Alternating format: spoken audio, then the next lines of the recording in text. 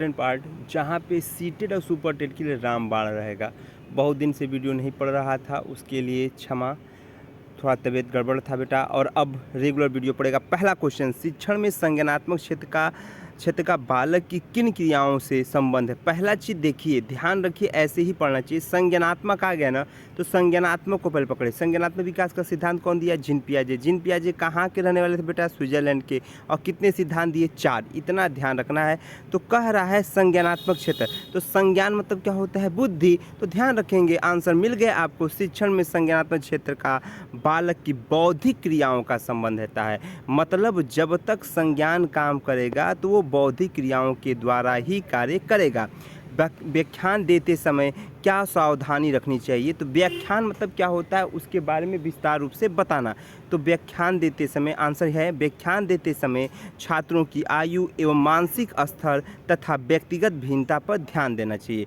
ये ध्यान देना चाहिए कि जब वो व्याख्यान दे रहा है तो उसकी मानसिक आयु कितना है, उसका वास्तविक आयु क्या है, उसके व्यक्तित्व के बारे में जानना चाहिए कि वो किस प्रकार से अपने व्यक्तित्व को, अपने चरित्र को रख रहा है मानसिक रूप से।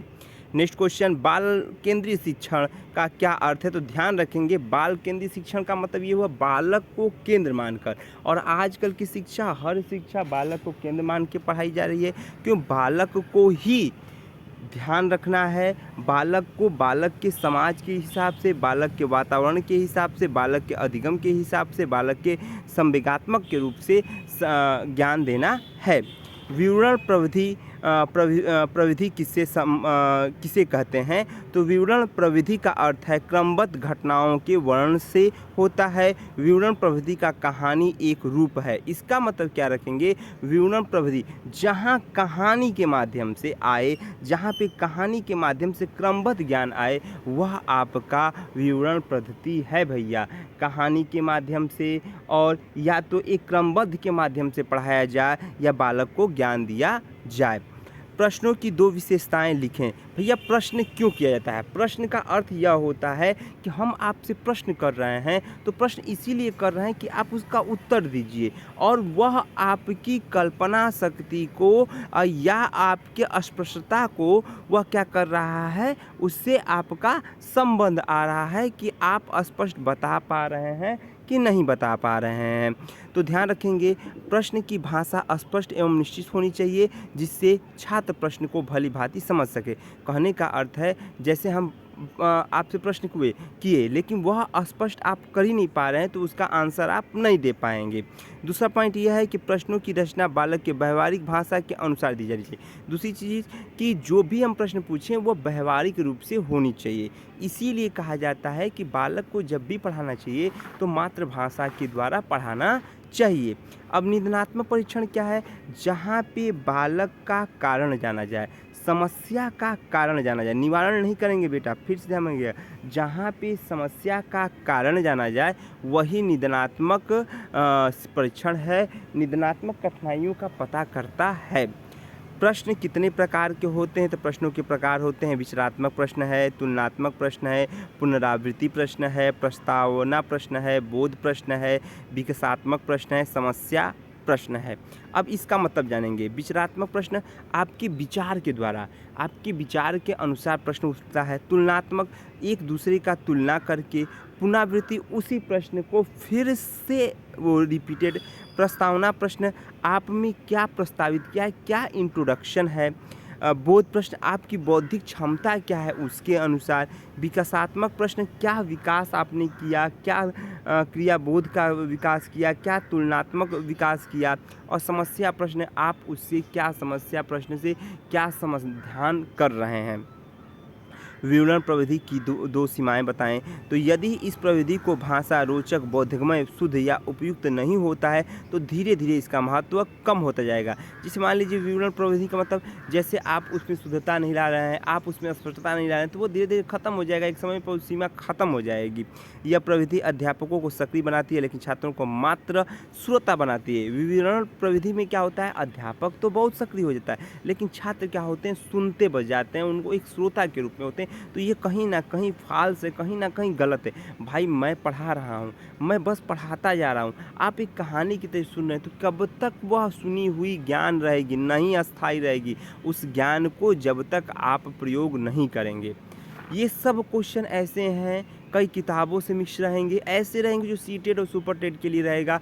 बस मेरा मकसद मेन है कि आप सभी लोग पास हो जाएं। हर हर महादेव। व्याख्यान प्रविधि का प्रयोग कब किया जाना चाहिए? तो शिक्षण व्याख्यान प्रविधि का प्रयोग करते हैं। एक क्वेश्चन और देखेंगे, व्याख्यान प्रविधि का सबसे ज़्यादा उपयोग छात्र करता है कि शिक्षक करता है? तो ध्यान रखेंगे यह छात्र नहीं, अधिकांश शिक्षक करता है। संक्षिप्तीकरण हेतु, प्रेरणा प्रदान के हेतु, समय बचाने हेतु, गृह कार्य देने हेतु। कहानी विधि से किस स्तर के बालकों में शिक्षण हेतु सर्वाधिक उपयोग होना चाहिए? तो कहानी जब हम दे रहे हैं या कहानी बता रहे हैं, कहानी सुना रहे हैं, अब क्या किया जाता है कि आजकल की शिक्षा जो है वो दिया जा रहा है कि प्रोजेक्ट पे, तो प्रोजेक्ट में क्या है, कहानी दिखाई जा रही है और फिर बच्चों को उसी कहानी से क्वेश्चन पूछा जा रहा है। तो बच्चों का जो दिमाग है, मानसिक विकास कहीं ना कहीं बढ़ेगा। इसीलिए कहानी के माध्यम से बच्चों को पढ़ाना चाहिए, सिखाना चाहिए। तो कहानी विधि प्राथमिक स्तर के बालकों के लिए शिक्षण हेतु बहुत उपयोगी है। जब कहानी के माध्यम से हम पढ़ा रहे हैं तो बच्चों में शिक्षा कहीं ना कहीं अस्थायी रूप से हो रही है। शिक्षण में पर्यटन का क्या तात्पर्य है? तो पर्यटन, शिक्षण में पर्यटन की उपयोगिता, छात्रों में जिज्ञासा या शंकाओं का समाधान होता है। पर्यटन मतलब क्या होता है? जब आप किसी चीज़ को देख के स्पष्टता से प्रत्यक्ष ज्ञान कर रहे हैं या घूम के कर रहे हैं तो वहाँ पे जिज्ञासा होगा, वो बच्चा सक्रिय होगा, वह स्वयं सीखने के लिए होगा, वह सर्वानुशासन, सहयोगी या सद्भावना से सीखेगा। स्थल, घटना या वस्तुओं को प्रत्यक्ष ज्ञान होगा। जब प्रत्यक्ष होगा अस्थायी होगा, जिज्ञासा होगा अस्थायी होगा, स्वयं होगा अस्थायी होगा, सद्भावना होगा अस्थायी होगा, अनुशासन होगा अस्थायी होगा। व्याख्यान देते समय क्या सावधानी रखनी चाहिए? तो व्याख्यान देते समय उदाहरण, जो उदाहरण आप प्रयोग कर रहे हैं वह सही प्रयोग करें जिसके द्वारा स्पष्टता रहे। वाक्यों में क्रमबद्ध रखना चाहिए। जब भी हम पढ़ा रहे हैं व्याख्यान विधि तो जो भी वाक्य पढ़ा रहे हैं वो क्रमबद्ध रूप से रहेगा तो वह अस्थायी रहेगा। बहुउद्देशीय शिक्षण अधिगम क्या कहलाता है? तो बहुउद्देशीय का मतलब कि बहुत से उद्देश्य के द्वारा वह शिक्षण हुआ हो, TLM का प्रयोग हो। बहुउद्देशीय में आपका ग्राफ आएगा, मानचित्र आएगा, चार्ट पेपर आएगा, इसके द्वारा। या ऐसे भी क्वेश्चन देगा कि बच्चों को कैसे पढ़ाना चाहिए? तो बहुउद्देशीय रूप से पढ़ाना चाहिए, बहुत से उद्देश्य बना के पढ़ाना चाहिए, बहुत से कार्यक्रम को प्रयोग करके पढ़ाना चाहिए या TLM का प्रयोग करके पढ़ाना चाहिए। नेक्स्ट पॉइंट, गतिविधि आधारित शिक्षण को दो उपयोगी।